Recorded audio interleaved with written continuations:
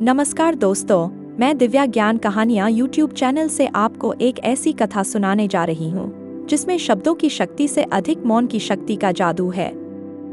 यह कहानी हमें याद दिलाती है कि जैसे एक शांत झील का पानी जिसकी सतह पर एक भी हलचल ना हो, उसी में गहराई से सब कुछ साफ दिखाई देता है, वैसे ही हमारे मन के भीतर भी मौन की चमक छिपी होती है।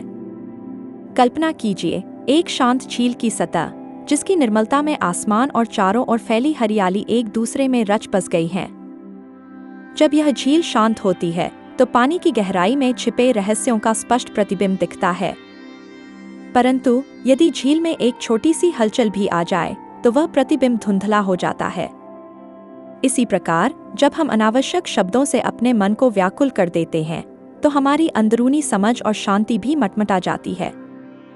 यह मौन ही है जो हमें गहराई से सोचने, समझने और सीखने की प्रेरणा देता है। हमारे पूर्वजों ने हमें 2 कान और 1 मुंह देने का संदेश दिया ताकि हम अधिक सुने और कम बोलें।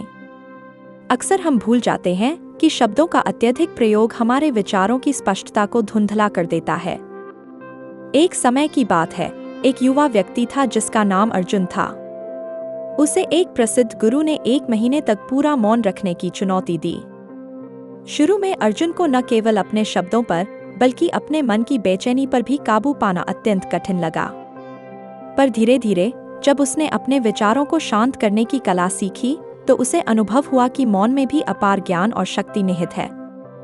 उसकी आत्मा में एक नई ऊर्जा का संचार हुआ और उसने महसूस किया कि शब्दों के बिना भी दिल की गहराइयों से संवाद किया जा सकता है। उत्तर भारत के एक छोटे से पर ऐतिहासिक महत्व से परिपूर्ण राज्य में राजा सूर्य प्रताप सिंह का शासन था। उनके राज्य की मिट्टी में प्राचीन परंपराएं और संस्कृति गहराई से जड़ जमा चुकी थीं। राजा सूर्य प्रताप सिंह अपनी तेजतर्रार और तेजस्वी वाणी के लिए प्रसिद्ध थे।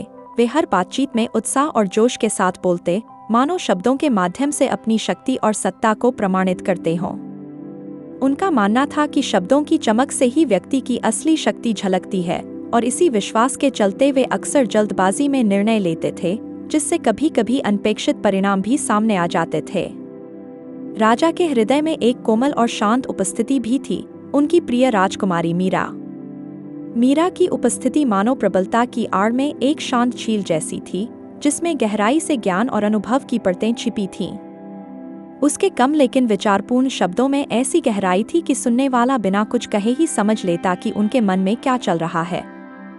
मीरा अपने मौन में उन अनगिनत कहानियों को संजोए हुए थी जिन्हें व्यक्त करने के लिए शब्दों की आवश्यकता नहीं समझती थी।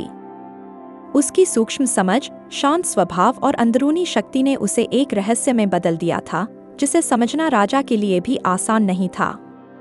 अनेक अवसरों पर राजा सूर्य प्रताप सिंह मीरा को समझाने का प्रयास करते। वे बार बार कहते, राजकुमारी, तुम्हारे मौन में कहाँ वह तेजस्विता है जिसकी एक राजकुमारी में होनी चाहिए? तुम्हारे शब्दों में वह प्रभाव कहाँ है जो राज्य की गरिमा को बढ़ाए? उनकी बातों में न केवल अपने विश्वास की झलक थी, बल्कि वे इस बात से भी चिंतित थे कि कहीं मीरा अपने मौन की शांति में पीछे न रह जाए। राजा का दृढ़ विश्वास था कि बोलचाल में निपुणता से ही बाहरी शक्ति और प्रतिष्ठा की प्राप्ति होती है। पर मीरा की प्रतिक्रिया हमेशा चुप और विचारशील रही। जब राजा की तेजस्वर भाषा उनके ऊपर आ जाती तो मीरा अपने मन के कोने में शांतिपूर्ण विचारों में डूब जाती। उनके भीतर यह अटल विश्वास था कि सच्ची शक्ति बाहरी शब्दों में नहीं, बल्कि भीतर छिपी हुई शांति, धैर्य और समझ में निहित है।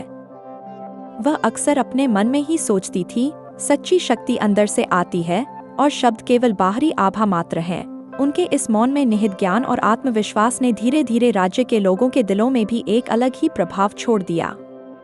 समय के साथ राज्य के लोग यह समझने लगे कि मीरा का शांत स्वभाव और सूक्ष्म समझ राजा की तेजतर्रार वाणी के विपरीत राज्य की स्थिरता और दीर्घकालिक विकास के लिए अत्यंत महत्वपूर्ण है। मीरा की आंतरिक शक्ति ने न केवल राज्य में शांति और सौहार्द को बढ़ावा दिया, बल्कि राजा को भी यह एहसास दिलाया कि शब्दों से परे भी एक अदृश्य शक्ति विद्यमान है जो सोच, धैर्य और अनुभव में निहित होती है। इस प्रकार राजा सूर्य प्रताप सिंह और मीरा की कथा यह संदेश देती है कि बाहरी आभा से कहीं अधिक महत्वपूर्ण है आंतरिक शांति और समझदारी, जो सच्ची शक्ति का स्रोत है। गुरु और साधु की शिक्षा 2 मेंढकों की कहानी। एक समय की बात है, एक समृद्ध और सांस्कृतिक विरासत से ओतप्रोत राज्य के दरबार में एक प्रख्यात ऋषि प्रकट हुए। उनके चेहरे की गहराई और आंखों में झलकते सदियों पुराने अनुभव से दरबार में उपस्थित सभी लोग मंत्रमुग्ध हो गए। ऋषि ने अपनी गंभीर लेकिन मधुर आवाज में राजा के समक्ष एक प्राचीन कथा सुनाने का वचन दिया, जिससे सभी के मन में ज्ञान और चिंतन की लहर दौड़ गई। ऋषि ने कथा की शुरुआत करते हुए कहा, एक छोटे से तालाब में 2 मेंढक निवास करते थे। उस तालाब का जल शांत और निर्मल था, जिसके किनारे हरी भरी वनस्पतियां अपना सौंदर्य बिखेरती थीं। इस तालाब में रहने वाले पहले मेंढक की बात कुछ इस प्रकार थी। वह अत्यधिक बोलता था, अपनी आवाज के गर्व में डूबा रहता था। दिन भर उसकी कर्कश टटराहट गूंजती रहती, मानो वह अपनी महत्ता का प्रदर्शन कर रहा हो।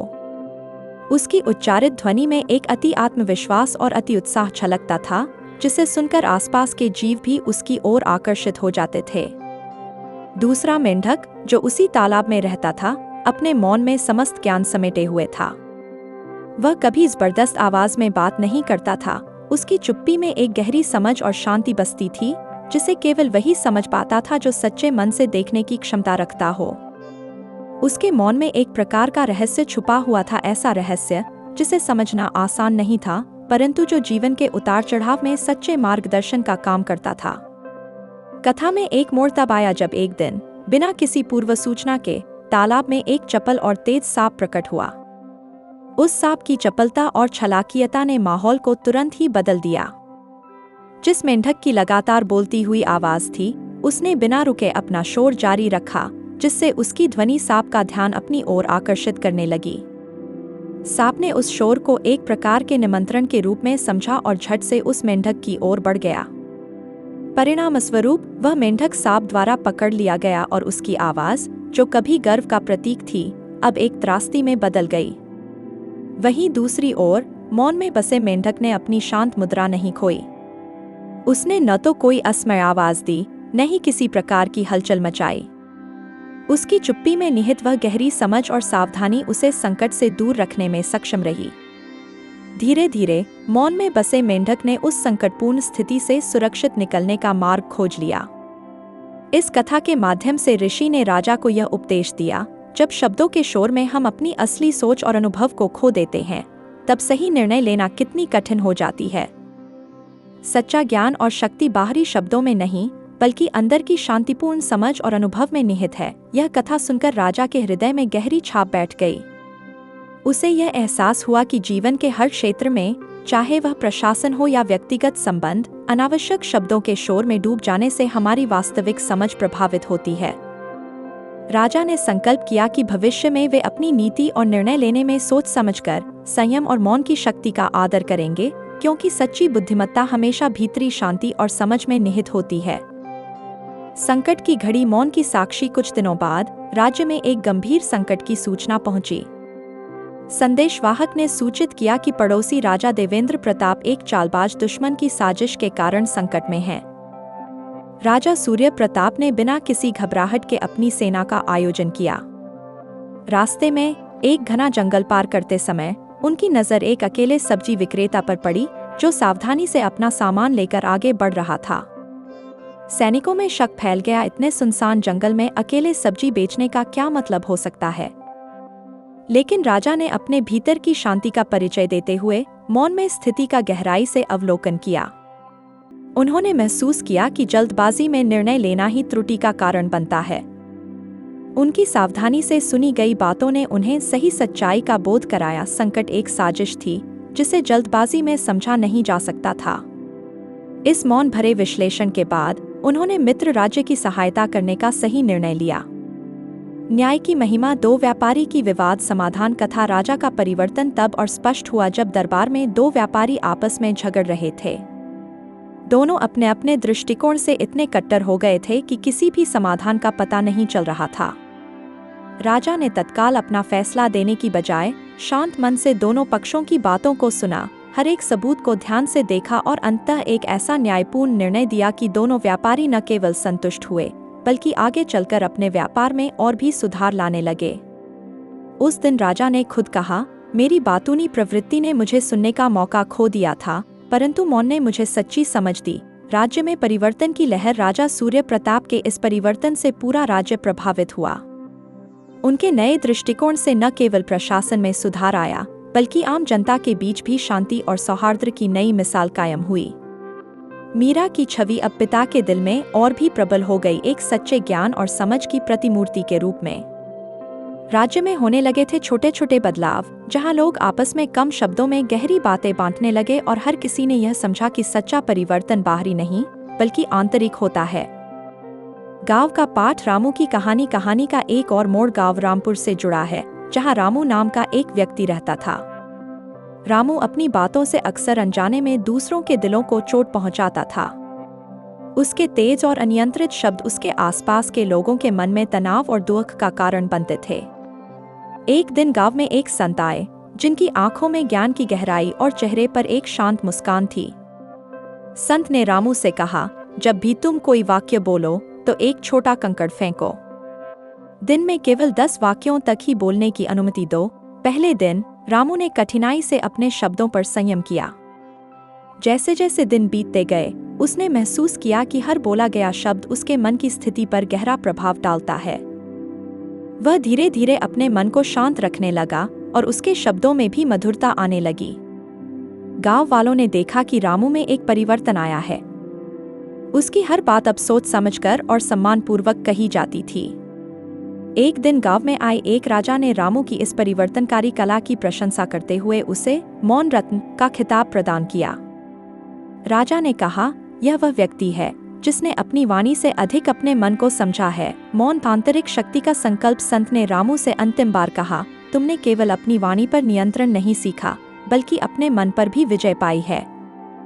यही सच्चा परिवर्तन है जो जीवन में शांति और समृद्धि लाता है। रामू की यह सीख गांव में एक मिसाल बन गई। अब लोग उसे सलाह लेने आते थे और उसकी समझदारी की सराहना करते थे। इसी संदर्भ में हमें याद आता है महात्मा गांधी, जो हर सोमवार को मौन रहते थे।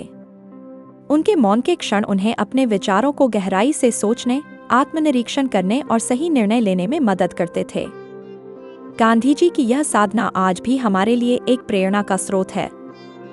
अंत में एक प्रेरणादायक संदेश। आज इस कथा से हमें यह सीख मिलती है कि कम बोलना कमजोरी नहीं, बल्कि एक अद्भुत शक्ति है। मौन में निहित शांति हमें सिखाती है कि हम अपनी सोच को व्यवस्थित करें, अपने विचारों को गहराई से समझें और सच्चे निर्णय लें। आइए हम भी इस परिवर्तन की शुरुआत करें। कम बोलें, ज्यादा सुनें और अपने भीतर की शक्ति को पहचानें, क्योंकि सच्चा बदलाव बाहरी दुनिया से नहीं, बल्कि हमारे भीतर से आता है। इस विस्तृत कहानी ने हमें यह संदेश दिया है कि शब्दों के शोर में भी अगर हम अपने मन की सुने तो हमें आत्मविकास और शांति का मार्ग मिलता है। हमें याद रखना चाहिए, हर शब्द कीमती है और जब हम कम बोलते हैं तो हमारे विचार और कर्म और भी प्रभावी हो जाते हैं।